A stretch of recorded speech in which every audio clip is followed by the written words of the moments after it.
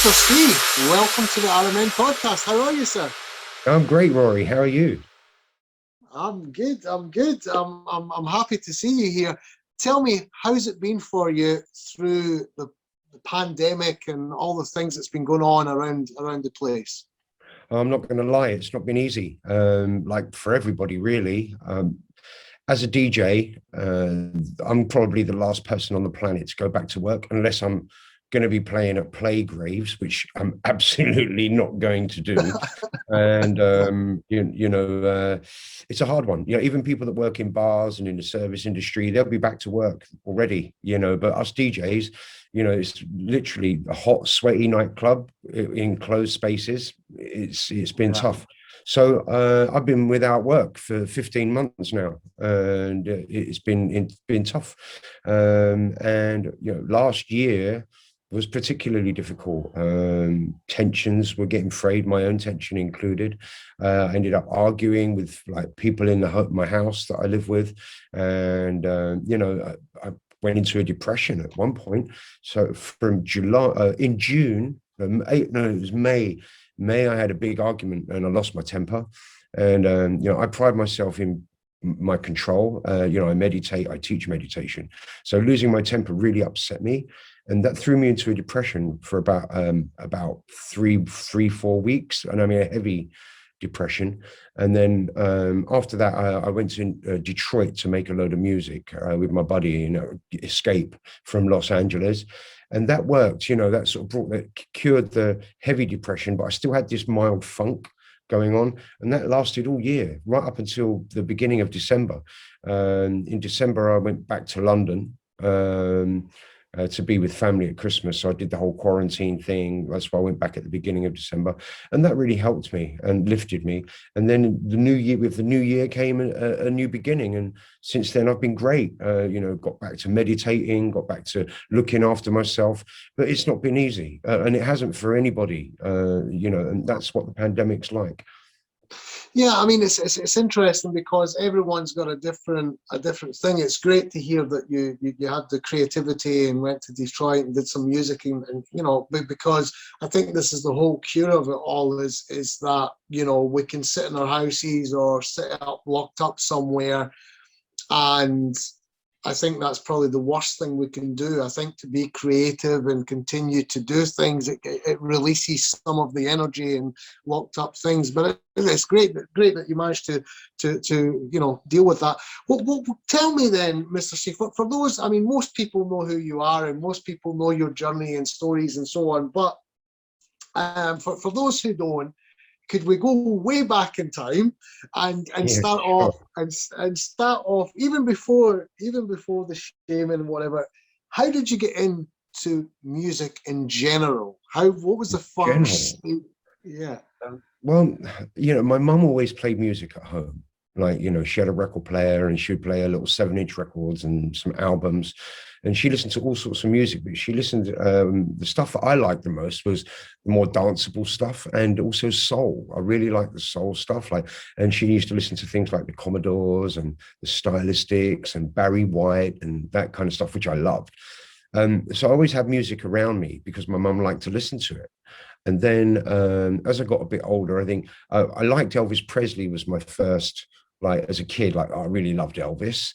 And I got into Elvis probably around the age of about 9, something like eight maybe. I'm not even sure. Maybe even been younger, 7. And then, I got into Elvis Presley and then he died. And then it was like, probably not. And like I took all my posters off the walls and I said to my mum, I'm giving these records away. I don't want them anymore. She's like, well, why? I don't get it. What are you doing? I'm like, Mum, he's gone. We have to move on. And then and then my next big thing that I got into, which is still my guilty secret or my guilty pleasure, as we say, and was ABBA.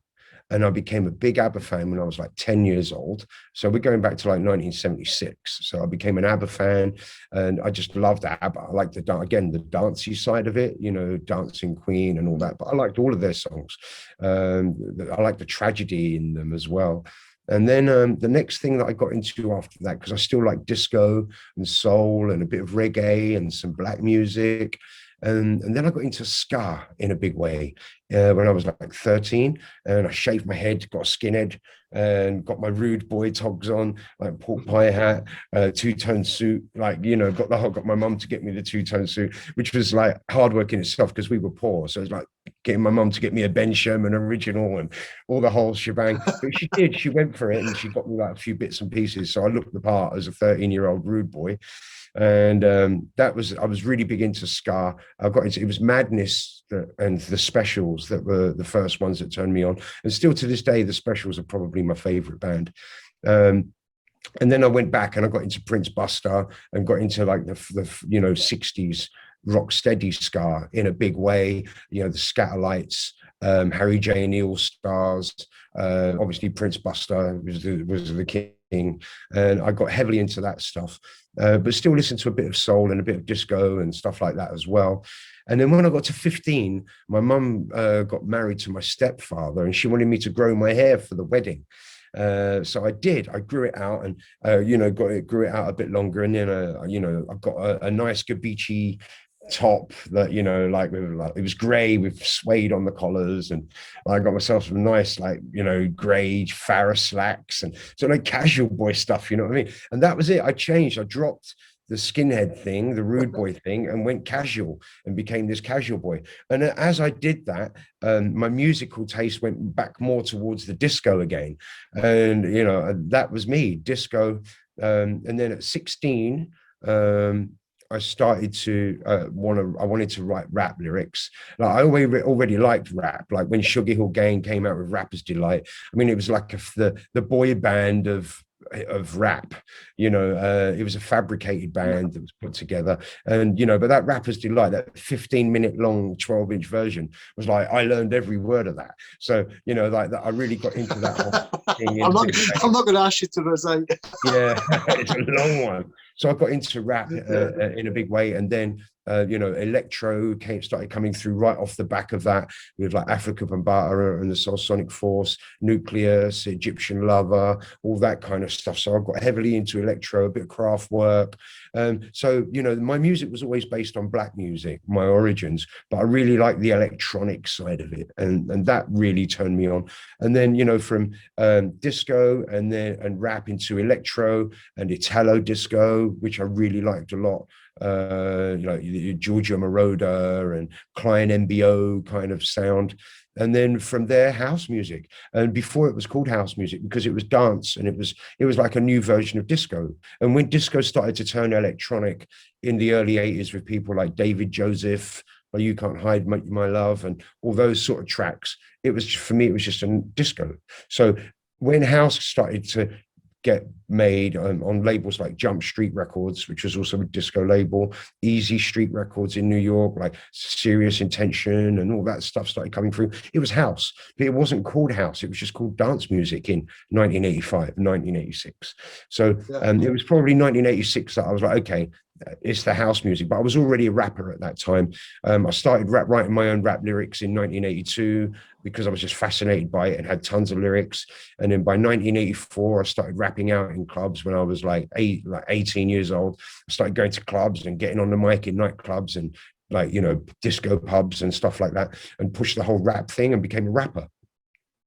It wasn't until I got to 21 and I'd already made my first record with Eddie Richards, which was a deep house song. And I didn't write a rap for that one. I wrote a spoken word lyric about the powers of meditation and positive thinking, because that's a big thing that I've always been into my whole adult life. And yeah, my first record was a deep house track that got released in summer 1987. We made the track in late 86. So very much ahead of the curve with house music. And once that record came out in 1987 in August, I was like, okay, that's it. I really need to do more. I need to DJ. I need to write music. I need to go head on in and give up my day job, which was at that time a milkman, which was my last day job. And I was like, that's it. I'm heading in. And in I went, full throttle.